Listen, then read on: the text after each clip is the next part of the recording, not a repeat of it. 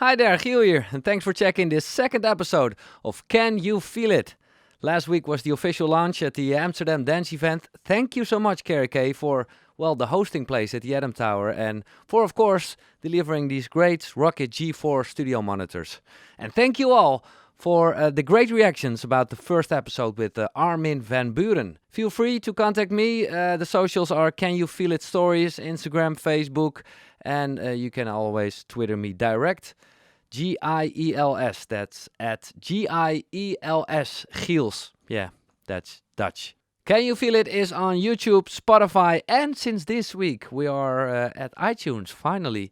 So leave a comment over there and maybe you can leave your favorite house classic or something like that. Anyway, here we go with the second episode and his name is Lucas Cornelis van Scheppingen. Yeah, better known as Laidback Luke. What a great guy. He's really a founding father. He has some great opinions about the electronic dance music scene, about what a DJ should do. His stories are great and he tells about why he feels so responsible for the death of Avicii.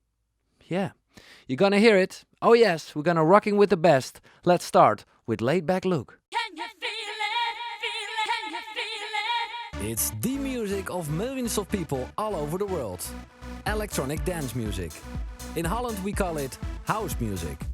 It was my history. It was my youth. These were my records. Who am I? I'm Giel Belen, a Dutch radio DJ. And I want to share and explore my musical history with you, together with the biggest DJs. As you probably know, most of them come from Holland. Why is that? This little country in the west of Europe. And how did they all start? Can You Feel It? The story of a Dutch DJ from the bedroom to the festival. Check this out. This is going to be a dance trip down memory lane. Hi there, thanks for listening and welcome. Hey. Laidback Luke. Hey, what's up? Yeah, great to be here at your place in Holland. Yeah, nice and convenient. No traveling involved. Little mobile setup. Yeah. Awesome. Our native language is Dutch, but for this podcast we'll speak English, or at least I'll try. But for our Dutch listeners, eet je nog wel eens echt iets typisch Nederlands? Ja, weet je, wat ik het lekkerst vind als ik weer in Nederland kom, is goed ouderwets bruin broodje kaas. Oh. Echt, het is gewoon niet te vergelijken hoe beter dat is dan in het buitenland. Omdat het daar toch de kaas wat... Ja, dus ik woon in Amerika en de kaas is wat neppig, maar ook het bruin brood eigenlijk. En hier is het gewoon wel het echte ding. Okay, guys, it was all about cheese. Very classic. Let's start with, the EDM, the earliest dance memory. Do you still remember the very first time you heard house music? Yeah, it must have been 15 years old. And this was, I think must have been 1989. Mm-hmm. Yeah, something like that, 14 then.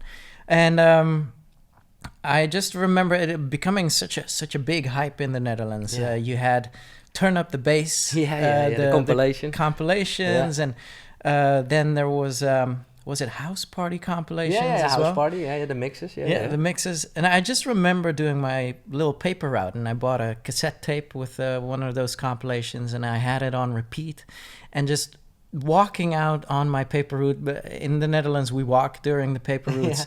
I just got hypnotized by all those like beats just continuing, and I fell in love with it. Okay, and when was the moment you thought, okay, I want to do something with it? First, you bought records, or? No, not really, not Okay. even. I come from a musical family. My dad, both on my mom's side and my dad's side, we have musicians in the family. Mm-hmm. And they would always make fun of me when at the family gatherings we would try and make music together, and I was always the one that couldn't really like play anything. My brother is a really good drummer, and they always kind of made fun of me as like, oh, there's Luke again, and he's a little bit off, but don't pay attention to him. So I had all this music stuck in my head always, and when I was 15 years old, a friend of mine, he had an Amiga computer. Yeah. And he showed me one of my favorite tracks back then. It was Technotronic, Pump Up the Jam. Of course, He had like the track laid out on his computer, and he started soloing out the synths and letting me hear the acapella and adding beats onto Oh, it. that's And I great. was like, wait, so you can make music with a computer? Man, I want to try this. And so all of a sudden I could program music, and I was sold. It was literally then when I found that out that I was like, I want to do this for the rest of my life. Yeah. So, well, you were a musical guy, like the rest of the family. I guess. Yeah. Yeah. I mean, I still take my piano lessons, Yeah, and I okay, still okay. play a little bit of guitar here and there. And yeah, so it's in there, and it does help me whenever I produce tracks that I do know about chord progressions and that sort of thing. But the computer has been a massive help, Yeah. of course. So then you started, well, doing things at your bedroom, I guess. Yeah, then 2 years following to that, I would make music on anything I could get my hands on. My dad had like a keyboard player, and there was like a little sequencer inside, and I just remember 5 minutes programming the beats, just like literally yeah. like for 5 minutes, and then I spent 5 minutes layering chords over that, and 5 minutes, and just anywhere I could get my hands on. We had a PC with the first sound card in there. And I just remember I was trying to make all of these beats. I was very much in love with the Prodigy as well, the Yeah. Prodigy music. So I was making like breakbeat rave kind of stuff. Great. But it sounded like nothing because I couldn't use samples. And I was just often wondering why all the other music sounded so professional and mine sounded so crappy. Uh-huh. And I figured that out in the next couple of years, yeah. Oh, wow. And I don't know if it's true, but I guess so.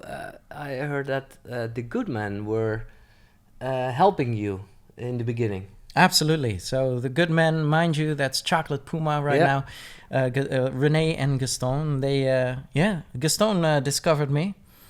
He was playing at my high school end of the year party. Oh, nice. And I found out that he originally, so we're kind of close to Hoofddorp right now where I used to live. He lived there as well. He actually went to the same high school as me. He was already famous. He had like a couple of top 40 hits with the good men, and he was performing at my high school party. I was like, Nice. man, I gotta get a demo tape over to him. Yeah, So yeah. with some of my first productions on tape, I was super nervous to introduce myself to him, but I basically said, hi, I'm Luke. I'm from this school as well. I make music too. Here's my demo tape. Can you listen to it? He's like, yeah, sure. He was very kind, and he was like, absolutely, I'll listen to it. And then in the next few months, I heard nothing. Oh. Oh. And I was like, man, these are some of my best songs. Why didn't I hear from him? And so, because it's a small village, I found out his home phone number. Ah, okay. Mind you, he was still young at that time, and he was living at his parents' house still. So I found out the parents' phone number, and 2-3 months in, I was like, okay, man, I'm just gonna give them a call. Yeah. I'm just gonna do it. So I called him up. His mom answered the phone, and I said, well, I'm Luke. I gave him a demo tape a few months ago, and I didn't hear back from him. I wonder why. She's like, okay, well, let me talk to him, and I'll let him get back to you. I was like, okay, excited. 2 weeks later, nothing. Called his mom up again, same story. She's like, well, he's been very busy, and let me get him back to you. Okay, well, I think a month went by, and I called him up for the third time, No. and I said to his mom, listen, this is going to be my last phone call. After this, I'm going to stop harassing you. I am so sorry to waste your time. I just want some feedback, and that's it. And she said, okay, let me holler at him, and she did, and he phoned me back. Oh. At a certain point, he phoned me back, and I was like, oh man, this is him. He actually told me that he hadn't listened really to my demo tape. That's honest. And that, like, literally the day before he called, he had a listen, and he heard something. He said he wanted me to come over and let me hear my new songs. And so yeah, I did. I went to his house, super nervous. Couple of my new songs, we sat down, and sounded absolutely crappy. The sounds were like nothing, but he heard a certain like groove or swing and something in the melodies that captivated him. Yeah. So we kept on doing these sessions, about 2-3 years. Like I would come every 2 months. I would come to his house and show him my new demos. He would give me advice, and I started getting better and better and better. And after 2 years, he offered me my first record deal. Wow, that's great. That's it. Yeah, that's a better story than I heard nothing from him, and then later there was this release on Fresh Fruit Records. Oh yeah, which was your song. But yeah, that's funny. And what was the moment you begin to DJ as well then? DJing, and it's so interesting because right now I'm known as this real DJ, and people might even know me more for my DJing skills than my productions. But DJing came 4 years after my first release. Oh, so like the end of the 90s or something? Yeah, so in 1996, my ex-wife, then my girlfriend, she was mesmerized by DJ 100% ISIS. Yeah. Who was a hype and a female DJ coming up big time in the Netherlands, and inspired a lot of women to start DJing. Yeah. So my girlfriend bought like a DJ setup, 2 crappy turntables, a Newmark mixer, and she gave it one shot, and it frustrated her. She threw the headphones into the other corner of the room, and she was like, "This is nothing for me." And so I stood there looking at these decks. I was like, wow, and they're just standing here in my studio. Let me try. And luckily, because of my production skills, I knew like where the momentums were, and how to mix in and work the volume and the EQs a little bit. And sure enough, I could do it quite easily, and I just never stopped. And so this was 4 years after my record deal, and the year after, because people heard I DJ'd as well, and I had a couple of tracks out, and Carl Cox was supporting me and whatnot. The year after, I had my first show internationally in the UK in 1997. That was the first show, actually. Yeah. So there was no gig in Holland. Oh man, there was one show in the Netherlands during ADE. Okay. I was in a little cafe. This was through Chocolate Puma as well, but I had like the little side stage. I was so nervous, and I remember, because this was DJing with vinyl, my hands were shaking that much that I had to like throw the needle on the record somewhere and then rewind for like a minute to find the beginning of the song, and then mix. But I used to always be very nervous. Okay. And was there a moment you knew or you felt, okay, I'm going to be a full-time DJ / musician. This is my job. Well, so this is a couple of things. So let's just rewind back to when I was 15 in the summer. So I spent 2 summers like just making a ton of music. And I was just locked into my bedroom.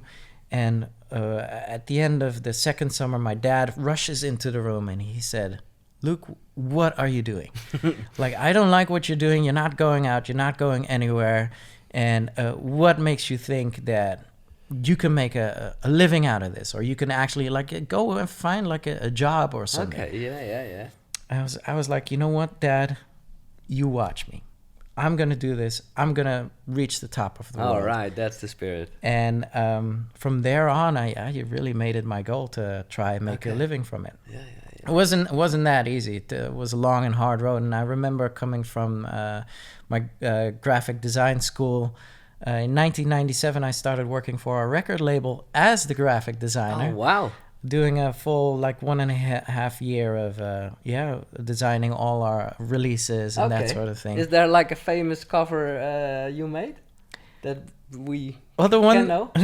The one that still stands out for me is the new remixes of René and Gaston Valet de Larme. Oh yeah. Which I made a big cover of, and also the cover of my first album, Psyched Up, which is all done by myself. But it was 1.5 year after that. I had some shows on the sides in the weekend, but 1.5 year after that, I got discovered through DJ Remy's booking agency, and they started, or was it the other way around? I started, my first breakthrough in the Netherlands was at Awakenings Festival in 1999. I had a super late slot or a super early slot. Yeah. I ended the festival DJing from 8 to 10 a.m. And I did such an amazing job that it spread out my name throughout the country instantly. And from there on, I could DJ almost weekly, and so give up my day job. Okay, but what kind of music you played then? Because Awakenings is really like hard techno. isn't Yeah, it? yeah. So my first influences were MK and very much Yeah. deep house and groovy house kind of thing. Yeah? But I the guy of the Nightcrawlers.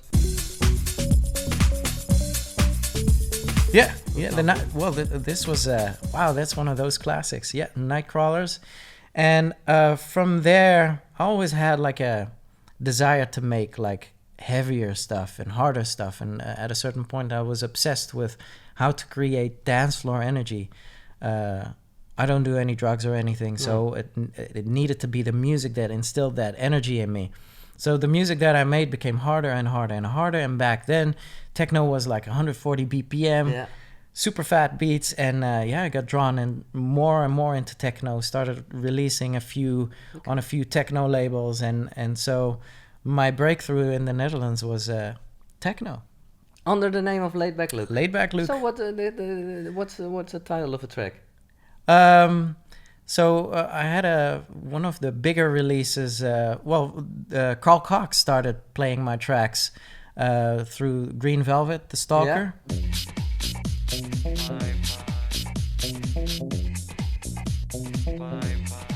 Oh yeah. That I did a remix of, and then I just started releasing on pretty big, more underground techno labels like Torture that's Billy Nasty's label.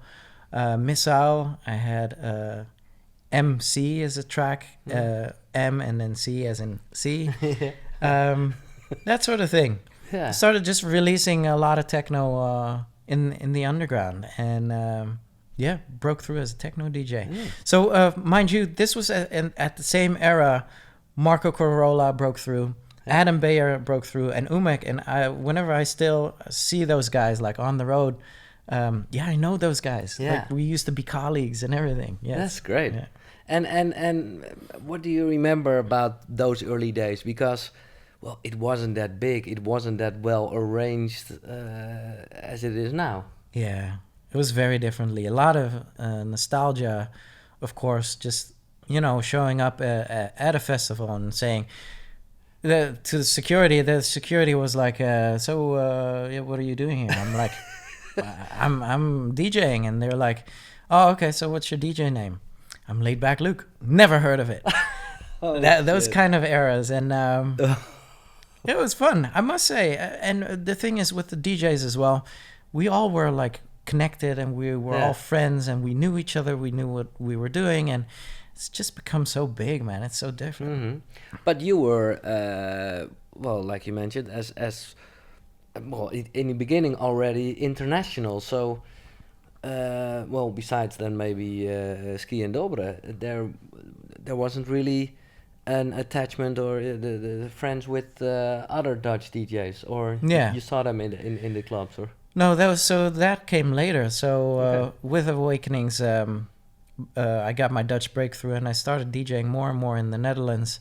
And then at a certain point, I got picked up by Virgin Records, who started pushing me heavily with the original version of Rocking with the Best.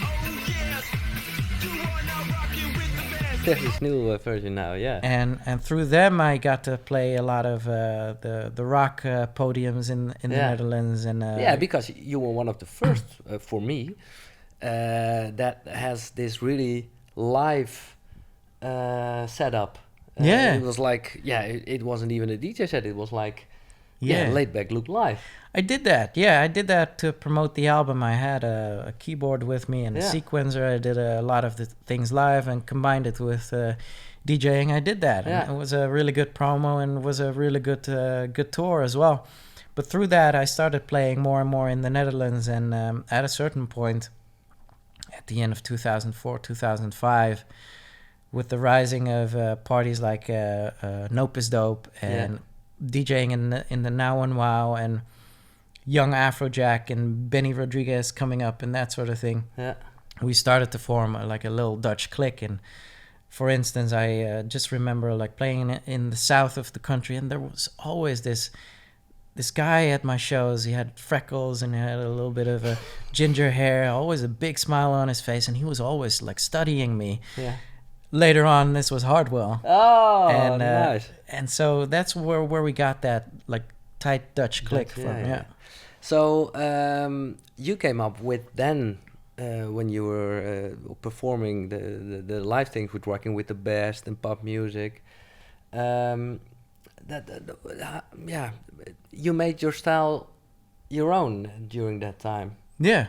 Yeah, absolutely. So, mind you, at a certain point, I needed to break with techno because I just couldn't make like washing machine loops anymore. No, getting harder and Yeah, and I had all this musicality. I wanted to write vocals. I wanted to work with chords. I wanted to implement guitars and that sort of thing. So I completely broke away from that. And with the Virgin deal, I had the opportunity to make more of a commercial type of music, still alternative but catchy. And yeah, this became my style. And what I set out for back then was like, I just need to be the Daft Punk of the Netherlands. Yeah. And so it was in that kind of corner that I started making a name for myself. Yeah. So back in 2003, I scored a #1 hit in the Netherlands with the Dance Valley anthem. Yeah. We cannot get enough.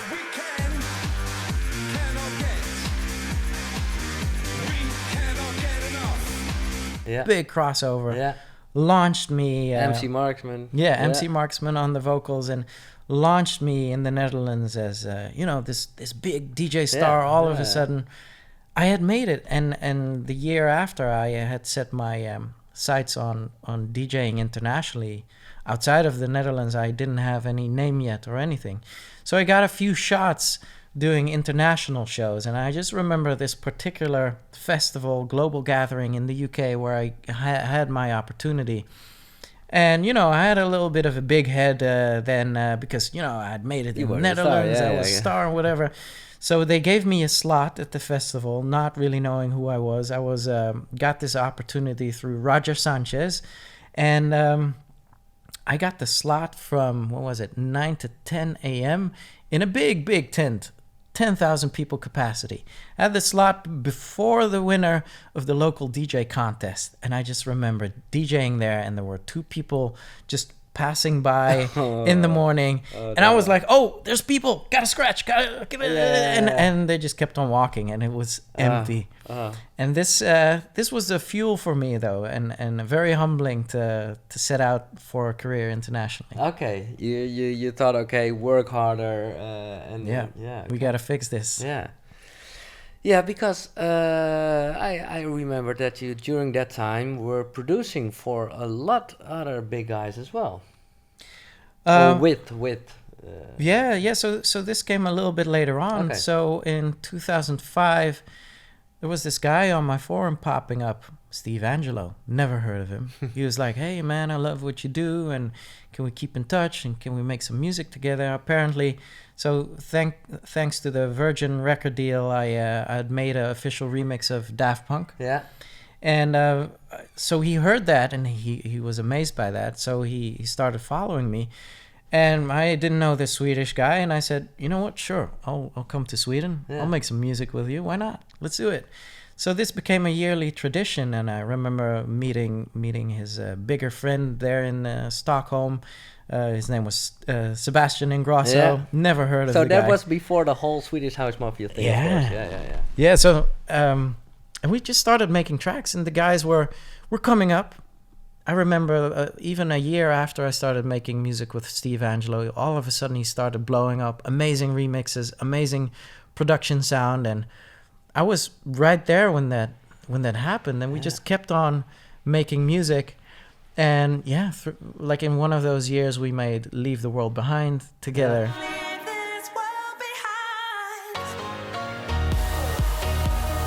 And this one was the track right before the Swedish House Mafia broke through, and so it was really good to see that. Yeah. Through that, I started making music with David Guetta as well. And the funny thing about that is, so Steve Angello and I made a track called B. And we especially made this with like Eric Morillo in the back of our heads. He yeah. was like one of the top international DJs Yeah. back then. And yeah, sure enough, Eric Morillo started playing that as well. And then a whole lot of DJs started catching up. I was booked at a Paris street parade. And I was playing. David Guetta was on the thing, and he was gonna play after me as well on the truck. And I played B.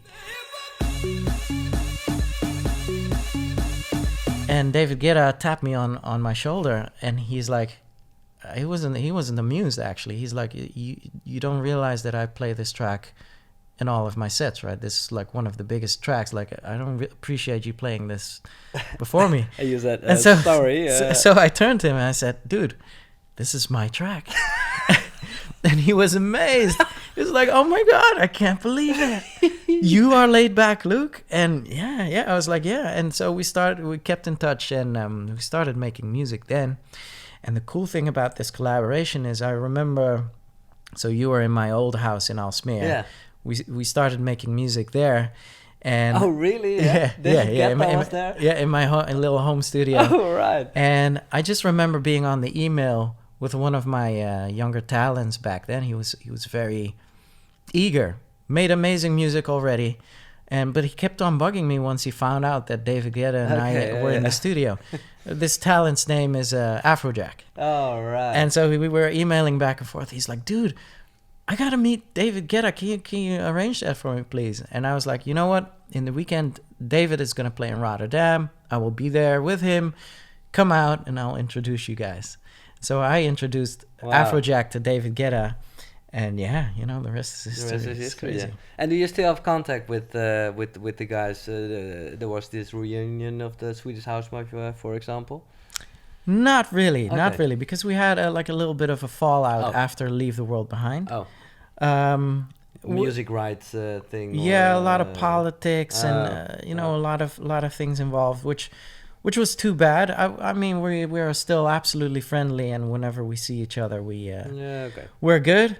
But yeah, it's a shame. I loved creating with them, and I used to be the Swedish House Mafia opening DJ and that sort of thing. Yeah. So it was fun times. But it's amazing to see how much they influenced dance music history. Yeah. Absolutely. And for me to know the whole David Guetta time, was that the Titanium? Yeah, so this was right before Titanium. okay, Yeah, okay. so he made Titanium with Afrojack. Oh yeah. And so of right course, yeah. before that, Love we Don't Let Me Go and tracks Yeah, like that. yeah. Okay. and it was right there. And so this is an important part in EDM history, because I was producing with David Guetta when all of a sudden he got phone calls from Dr. Dre Yeah. and from Will I Am. Yeah. It was becoming pop music. Exactly. So, mind you, this was when there was no dance music crossing over in America yet. No. And David was obsessed with the Dutch house music, and he's like, what you guys are doing in this country, I want this internationally, and I want to hook some rappers up. And obviously, one can argue, did he do that right? Because, the commercial version sounded differently than what we originally had intended. But it is absolutely a fact that EDM got big in America because of these type of mashing up with the rappers and the big record labels. Yeah, making it like songs for the radio. Yeah, exactly. Okay, let's talk about the music. Before that, I want to know, because you mentioned you started as a producer, and then you were becoming this big DJ. What was it like to getting famous? It was a long and hard road, man. It was crazy. A road full of ups and downs and a lot of learning curve. So when I scored that Dutch crossover hit in 2003 in the Netherlands, all of a sudden I was there. And I had the feeling that I had made it. Pretty much everyone in the Netherlands knew who I was. I got recognized on the streets and everything. So there's that. And so for a year, 1.5, maybe even stretching it out to 2 years, I didn't do anything. I was really just like, okay, so I made it. So I'm chilling. I was like hanging out with fellow DJs. I was, Not just, producing at all. nah, not really. I mean, No. I already made it. So, Oh my God. why would I need to do anything? Okay. And so at the end of 2004 or summer 2004, I called my manager. I was like, no one is asking me to remix anything anymore. Do you know what's going on? And she's like, yeah, dude, you didn't do anything. But I was like, but I made it and I'm famous. Oh And, my God. shouldn't I like get more music in? And so it's then I learned that you should always keep busy and keep on getting new goals and setting new goals. And so this has kept me like in the longevity, and with the international career, it was a long, hard road. Very humbling trying to get up that international ladder. And there's not really one moment that I say, as in the Netherlands, that okay, so I made it internationally. No. It was Which is maybe better than. I know, right? And it was just like very small steps. And I do remember I was back at Global Gathering. This must have been 2008, 2009. Finally, I got a slot after P-Tong, before Swedish House Mafia. Okay then. This was 8 p.m. at night, packed 10,000 capacity tent. And it was there that I put my first track on. I thought, yes, now I made it internationally. Yeah. Yeah. But I still gonna work hard. I'm not going to let this go, man. No, I worked exactly. worked too hard for this. Was Yeah. that one of the highlights of your career? Yeah. I mean, there's absolutely many. I mean, I just remember the first time playing at Sensation White. Yeah. This must have been, what was it, 2004 or something? And I just remember, I've never been in a football stadium because I'm not much of a soccer fan. But so I played this huge stadium, 40,000 people, all dressed in white, amazing vibes. And I was just looking over the crowd and I thought, you know what? If I play this track right here, right now, I know this place will explode. So I play the track. Sure enough, it explodes. And I got the applause. And I just remember feeling like goosebumps going all over my spine, thinking, wow, this is what it must feel like to score a goal in a stadium. Yeah. Okay, what's the track? Merry Go Wild by Grooveyard. Grooveyard. Yeah. Classic.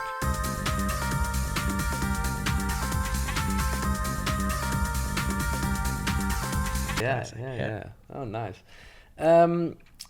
Well, you are, like I said, a founding father, a part of the music history.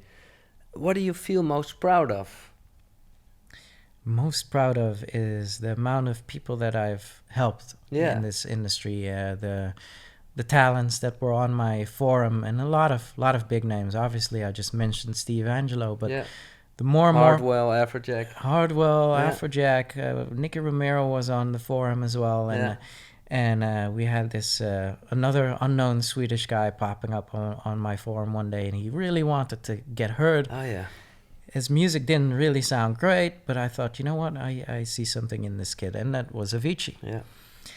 And so two of my proudest accomplishments, I would say, are Avicii and Afrojack. Yeah. And I have a ton of talents under that, in which I'm also very proud of. But to just be able to be a part of their story is incredible. And these guys have become so mega. Yeah. And it started with little old me, and I'm very happy with that. And was that maybe because of the fact a DJ like Gaston helped you, and you thought, okay, I want to do it myself with new guys, or it was because of the forum as well. The for people who doesn't know that, it's about all technical things. Yeah, so the way the forum started was on my website in 2001. We had a guest book, and occasionally I would just sit behind my computer and would answer questions on the guest book about production and what to improve. And this became so big, like a lot of talents jumped on there and started asking me questions. I was like, okay, so we needed to fold this out as a forum. Yeah. And I spend a good 1.5 hours every single night answering all these young talents' questions. And yes, that's absolutely due to Gaston giving me a chance and as a young talent, and giving me the opportunity to improve myself.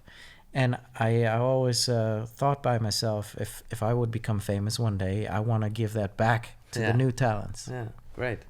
Okay, let's talk about the music. I ask you for 5 classics. So my absolute number one would be, and you know, I know this is the wrong the wrong way Yeah. around, but the absolute number one is Technotronic. Yeah. Pump Up the Jam.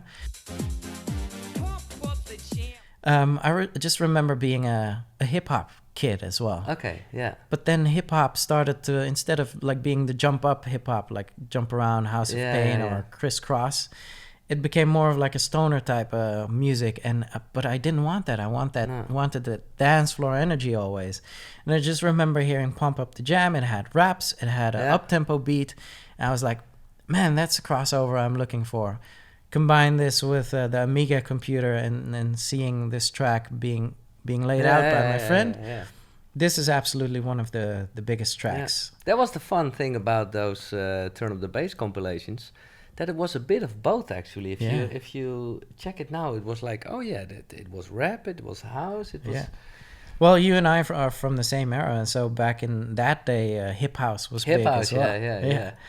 yeah. Double Trouble, Yeah. Rebel MC. Fast Eddie. Yeah, Fast Eddie, yeah. Okay, great, yeah, Pump Up the Jam, a real classic. Do you still play it sometimes? Yeah, nowadays? occasionally. Yeah. Yeah, for sure. Whenever I feel like it. Yeah. Absolutely. Yeah. My number 2 would be Robin S. Show Me Love.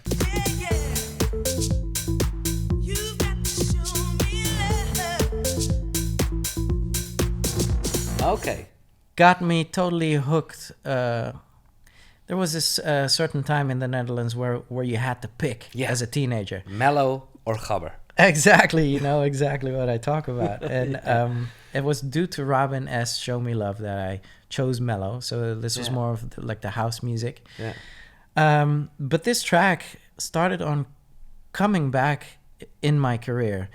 One of those summers, I started learning how to produce my dad's co-worker. Mm-hmm. He had a big synthesizer, Korg M1, which I could borrow all summer. And in this synthesizer, it was that the Robin S. organ came from. Okay. So I found that preset, and that summer I made 12 demos with that same organ. Yeah. I was Everything obsessed. you play with that sounds so funky. Yeah. So okay. you mentioned Nightcrawlers, Push Yeah, the Feeling yeah, On, yeah, has that exactly. same organ as well. Yeah. But then, you know, I started becoming a techno producer and whatnot. And in 2003, I switched from having a hardware studio to a software, just a laptop. FL Studio and Korg released a plug-in version of the M1 synthesizer. And sure enough, that organ was in there again. And I started using that again. So that organ came back in the Steve Angello track I made called B. Mm-hmm. Hardwell did a mashup of Mobin Master's version of Show Me Love and B. This became a big track in my sets, and from there on, Steve Angello and I decided to make a rework of Show Me Love,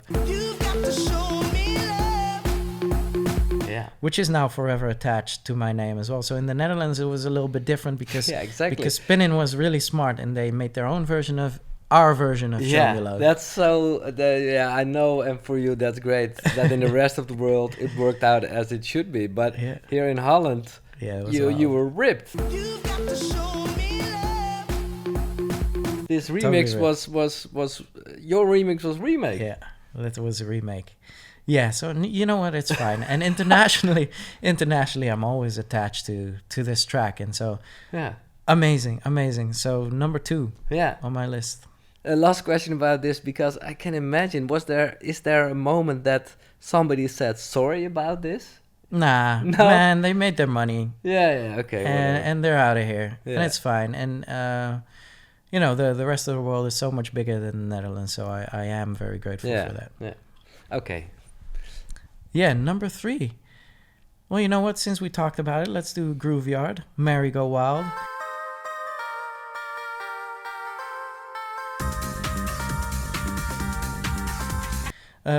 Big example for me, the producer of Grooveyard, Jeroen Verheij, Yeah. aka Secret Cinema. Secret Yeah, Cinema. Yeah. Big techno influence for me, but he was the guy that said, Luke, you should do away with your whole hardware studio and go on to Fruity Loops. He was the guy that Okay. put me on to Fruity Loops. And fun fact, because I'm in Ableton now, because I was on Fruity Loops, FL Studio, a lot of my talents were on Fruity Loops. And Yeah. so Avicii and Afrojack, Yeah. up until today, they still produce in there. But what was the moment you thought, no, I'm going to switch to this new Ableton thing? I was just fed up using Windows, man. And okay. FL Studio wasn't on Mac. I wanted to switch okay. to Mac, and just started learning Ableton, and now I'm super comfortable with it. Yeah, and for live performance, I think it works better. Yeah, absolutely. But Yeah. although I still need to dive into that, I have not been in the live section of Okay. Ableton Live. Okay, Yep. okay, nice. Yeah, Merry Go Wild, yeah, great.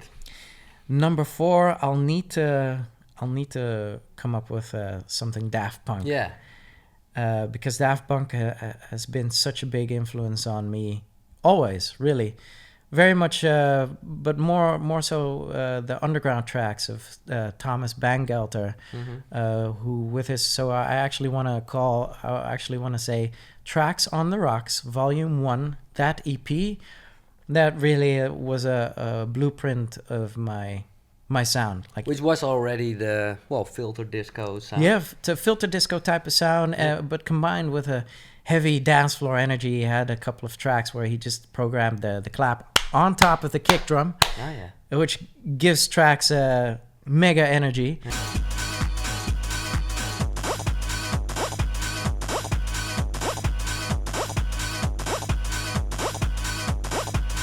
And yeah, so I was obsessed with that. And later I found out he was a part of Daft Punk, and started, collecting all their tracks and playing all their tracks.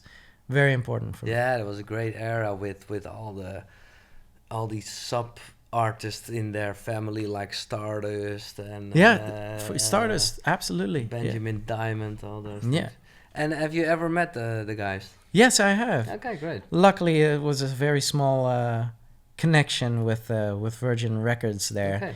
And I was actually there when they came out to Amsterdam with a CD and let everyone hear Discovery for the very first time. It was Wow. like a listening session. Wow. Yeah, incredible. Talking about the Incredible. classic, yeah. It was funny because I remember hearing One More Time after being obsessed with Stardust. I was just thinking, nah, man, that's not it. That's not going to be it. The auto-tune vocals. Oh, yeah. I don't like the disco loop. It's not going to be it. Okay. And it's a classic. It's an absolute classic. Great. I was so wrong. Yeah. Okay, number 5. Number 5. It's either going to be something by Timbaland or N.E.R.D. Okay. Still grabbing back to my hip-hop roots. Yeah, you know what? Let's do a Leah production by Timbaland. Let's do Tell Me Are You That Somebody. Yeah. That's with the baby sample. Yeah, with the baby sample in there. Say yes or say no.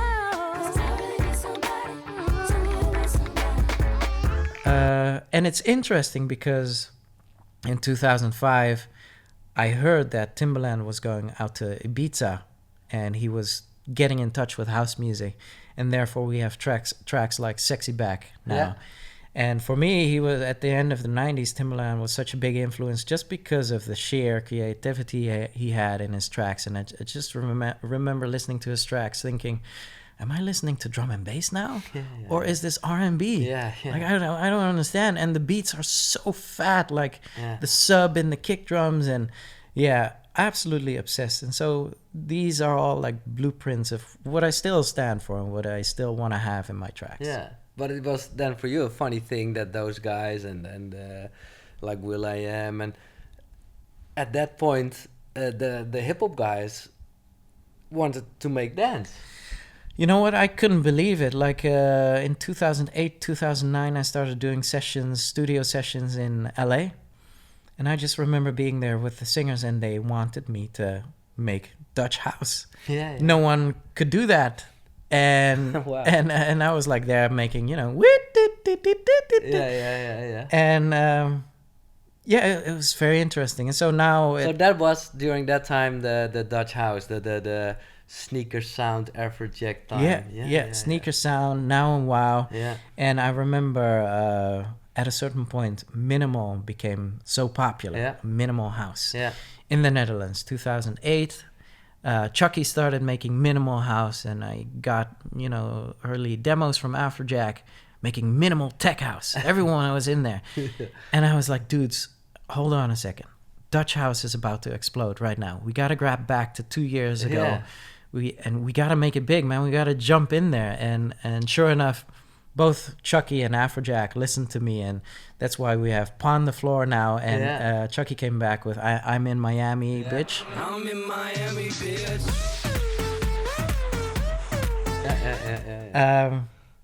Luckily. Well, they must thank you now then.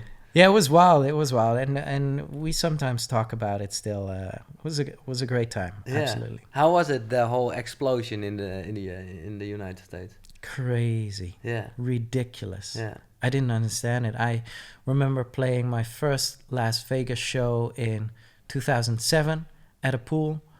Was like half busy, and people were just asking me to play Britney Spears or rock music. And man, 2 years later, I play at the same pool and it was packed. Yeah. Everyone wanted to hear that Dutch house, and it was crazy. But with the amount of superstars quote unquote coming through, the amounts of money to be made, and I was happy, but I didn't anticipate it to become this much of like an ugly monster. I must say, I'm very, very picky, and right now it's such an industry. And I always hoped to kept this integrity in there, but when something blows up, it's like the money takes over, and But well, I don't know if it was a choice but for me, you also, in a good way, and not being commercial or something, but made it a bit more American with a kind of a show with suits, and that was I thought it was great. What I love about America is that in Dutch we say just do normal. That's crazy enough. Exactly. Yeah. In America, it's never crazy enough. No. So finally, I could, do all these crazy things like perform in superhero outfits. And we started to doing the CO2 and that sort of thing, it became bigger, absolutely, and crazier. Yeah. Okay, let's talk about your own productions. Like you said, you started with the techno. Yeah. What for you is like, a track you're still proud of? So still that's my big breakthrough track, Green Velvet, The Stalker, Laidback Luke remix.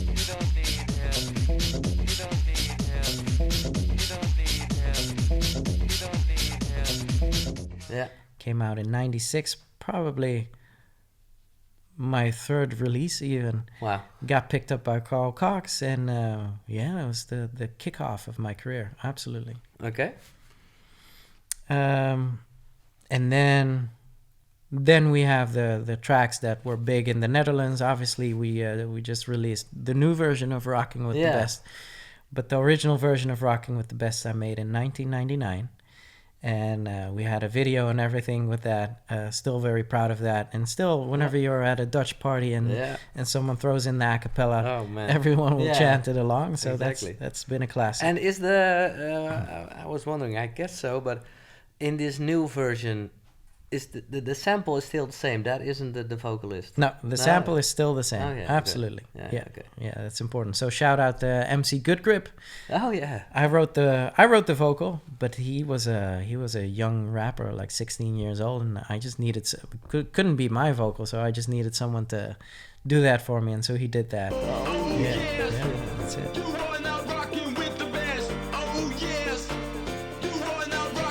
Okay, great. And then we have my Winter Gordon Dirty Talk remix. So this is fast forward a few years.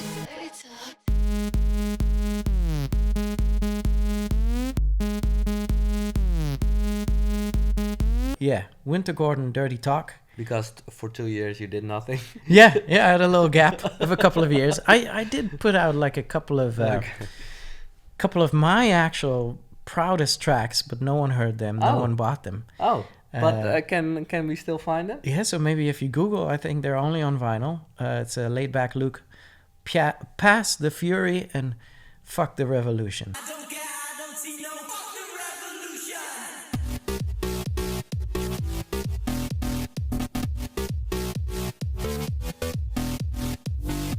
Those two tracks. Those two tracks are probably the most Daft Punk I ever got. Okay, look Yeah. it up. Okay. No one was interested, but still.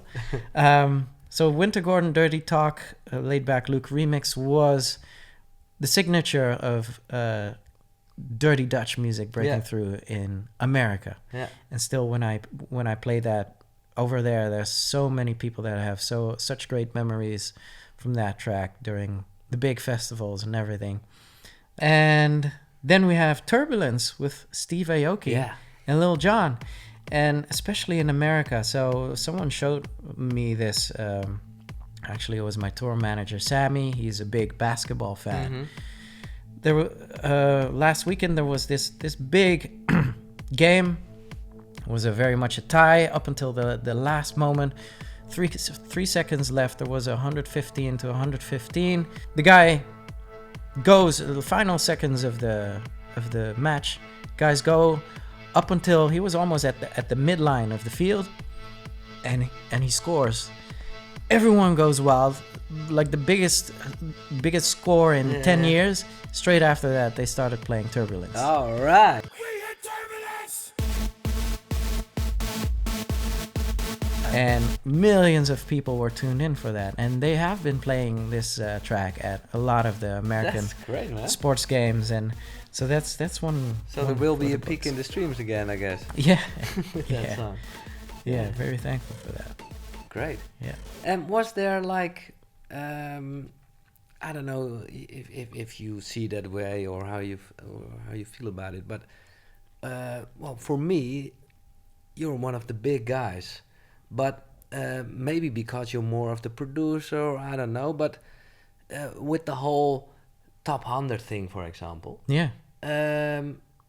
well, why aren't you top 10 material? Very good question. I don't want to lose my integrity, man. No, exactly. So you're not. I always hated asking for votes Yeah. for the Yeah, top well, there you 100. go. So that's number one. I Yeah. would never ever even do one tweet saying, "Please vote for me. No. Vote for your favorite DJ because I deserve it." That's number one. Yeah. Number two, it's become a very financial game. So if you want to be in the top 100, you'll need to invest. Not only invest in huge ads in the DJ mag, but also invest in like a group of hackers in India Okay. and that sort of thing. So yeah. yeah. Oh. And so when I made the vlog about, how sketchy the top 100 is, I got banned. So Yeah. I'm not in there anymore. Oh, in the whole top 100, not No, even. which Oh my is, god. Which is great. Which is absolutely Yeah, great well, because yeah. it's just a money grab thing. And what's most important, apart from my ego, is that the fans need to realize that the harder you vote for your favorite DJ, the more expensive he gets. Yeah. The more fee they get, and the higher the ticket price gets. So you pay it So back. your favorite DJ wants to make more money to do bigger shows, Yeah. and in the end, dear fan, you'll be paying for this. So I think it's most important that people just still come to your shows, that they have a great time, that it's affordable. And yeah, marketing wise as well, obviously nowadays you need to be doing that social media thing, but I refuse to hack my social media. I refuse to hack my YouTube counts, my following counts, my like counts. And so it makes you a little bit more invisible, I guess. Mm-hmm. But I really don't want to go that route that, everything is bought and And do you have yourself like a signature in your own productions and maybe even the records you are playing as a DJ? Is there something like, if you are going to play it or when you made it, it has. yeah, absolutely. Right now it's that twisted house sound. So anyone who's interested, you should look up my classic Break Down the House.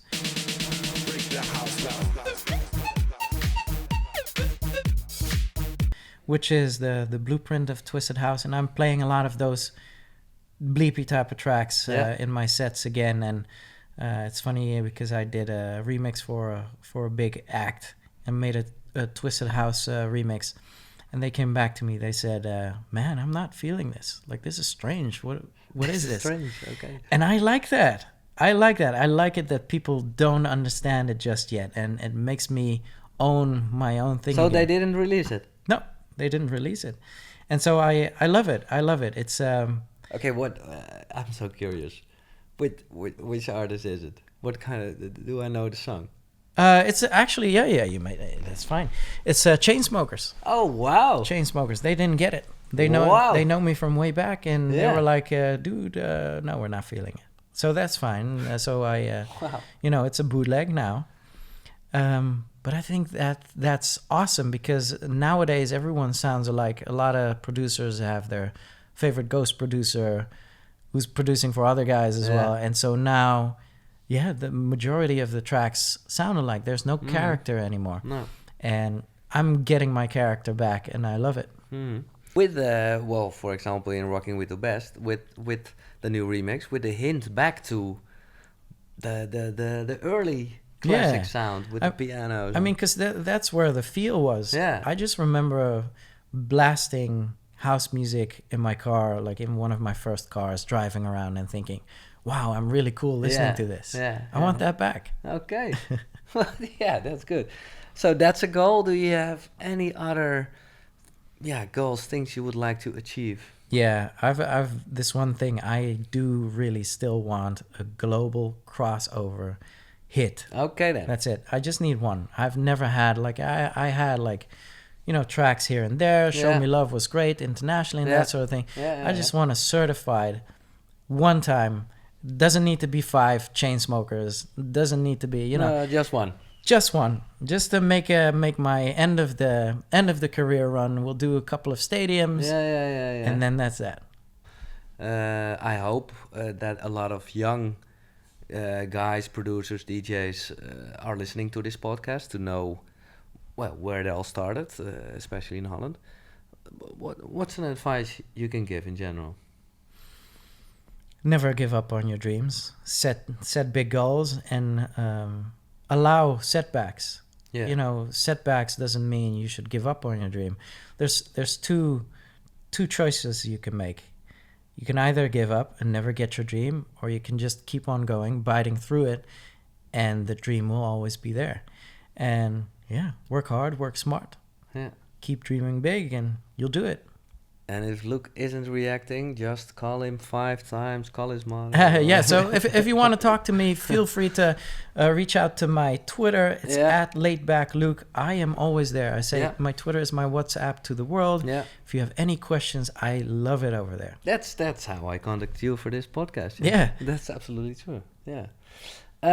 Last question, and maybe it's a big question, but how do you want to be remembered? That's a tricky question because I would love my ego to be left out of this because it's very tempting to have that in there. I don't even really need to be remembered as long as I've been able to help people do what they love and enjoy what they love, and for people to be mindful of the various traps in the world. And so because obviously... Okay, that's very noble. But let me ask it in another way then. How do you, or how is Laidback Luke? How will Laidback Luke be remembered? More the artist. Yeah. That's or the producer, DJ. Yeah, the thing is, because the artist is not an act. It's this is the way I am. That's the thing. So and life is so fascinating. And I do incorporate that very much. Yeah. The way I ride this career, the way I ride this life. And so the artist, I don't know, man. It's like the same, yeah. I don't know. It's inspirational. Like, I am very thankful that I come across so many people that watch my YouTube channel and say thanks to you, I started DJing, or thanks to you, I'm DJing again. Yeah. And yeah, I'm just a catalyst, and we should all be a catalyst. I don't own dance music.